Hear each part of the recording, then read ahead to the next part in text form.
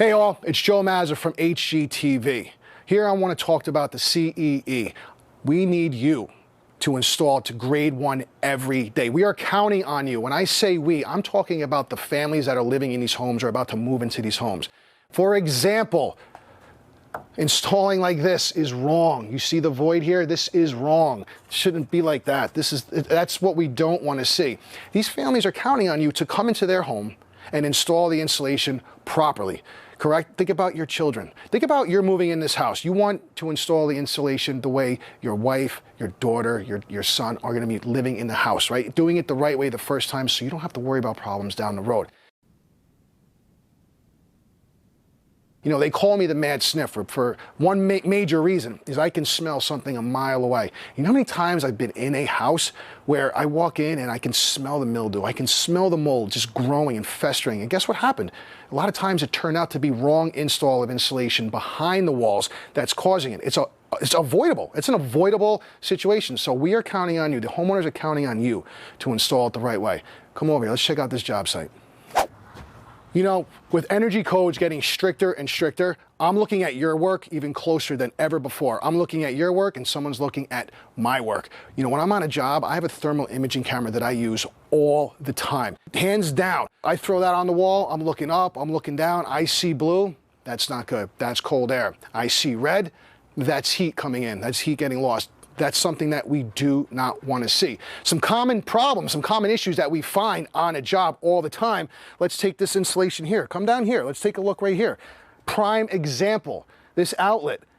Look, the insulation is just stuffed around this outlet the way it's not supposed to be done. This is wrong. This is supposed to be cut around the outlet to fill all those voids.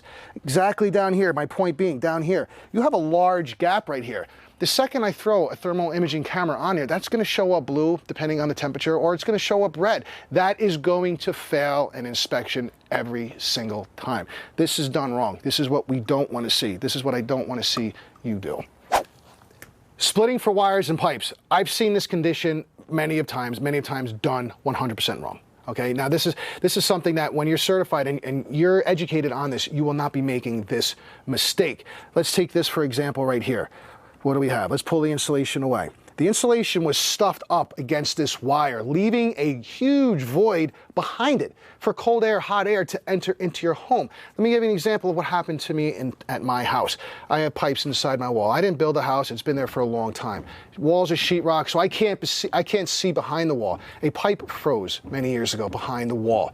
It froze because the insulation was done improperly. It was stuffed up against the pipe. Cold air came in, froze the pipe, causing thousands and thousands of dollars in damage and heartache. Trust me, you don't want that to happen to your worst enemy. I'm telling you right now. Now, what can happen right here? I'm going to pull up a picture right now. This is a real problem. They didn't split for this wire, and now we have mold in this cavity, possibly because of that. Let's talk about compression.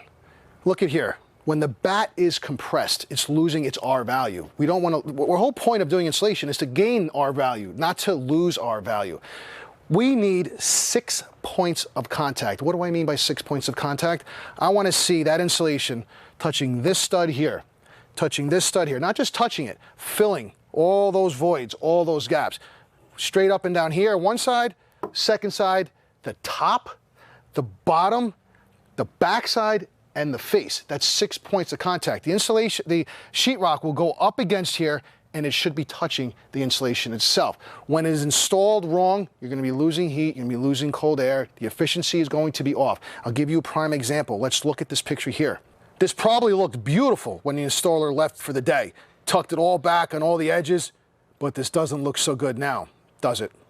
I know they talked about it earlier, but you have to make sure you install bats in places like this. Here are 2 examples why. Number 1, this is a hip roof that has a bunch of framing in the way of someone trying to install loose fill from the attic. This absolutely should have been batted before drywall.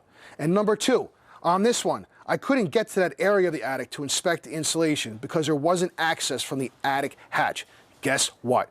If I can't get there, neither can a loose fill installer. You have to check for things like that while you're installing the walls. As certified energy experts, grade 1 is the expectation every single time. Inspectors, they're focusing more and more on your work now. I'm telling you right now, they're driving it home. It is your job to make sure that these homes are safe for every family that is moving into it. And on top of that, you want to make it energy efficient. Think about the babies and their room. You want it to be nice and warm. You want it to be cooler in the summertime. Do the right thing. Pretend your family is moving in the house. Do it right the first time. You never have to worry about it again.